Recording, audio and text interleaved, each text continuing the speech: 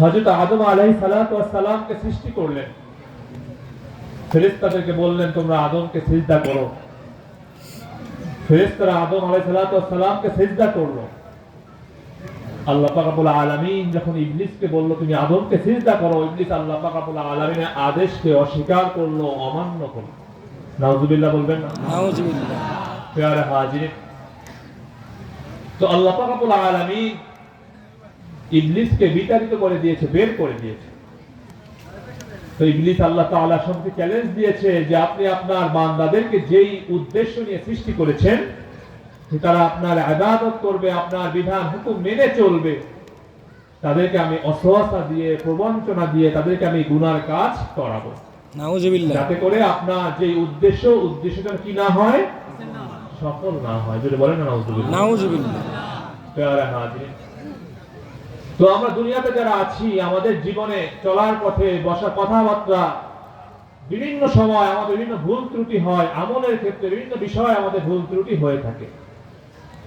আমরা কেহ ভুলের ঊর্ধ্বে না, কি বলে ঠিক কিনা? প্রিয় হাজির, তো আল্লাহ পাক রব্বুল আলামিন আমাদেরকে পথ দেখানোর জন্য কোন পথে চললে আল্লাহ তাআলা খুশি হন, আল্লাহ তাআলার সন্তুষ্টি লাভ করা যায়, নৈকট্য লাভ করা যায়, আল্লাহ রাব্বুল আলামিন যুগে যুগে নবী রাসূল আম্বিয়া আলাইহিস সালাতু ওয়াস সালামকে আল্লাহ তাআলা পাঠিয়েছেন। তার ধারাবাহিকতা আল্লাহ তাআলা শেষ নবী রাহমাতুল লিল আলামিন সাইয়্যিদুল মুরসালিন নবী মুহাম্মদ মুস্তাফা সাল্লাল্লাহু আলাইহি ওয়াসাল্লামকে আল্লাহ তাআলা পাঠিয়েছেন তার বান্দাদেরকে কি করার জন্য?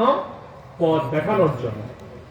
যেই পথে চললে আমরা আল্লাহ তাআলাকে পেতে পারি, তার নৈকট্য লাভ করতে পারি, তার প্যারা খাঁটি বান্দা হতে পারি।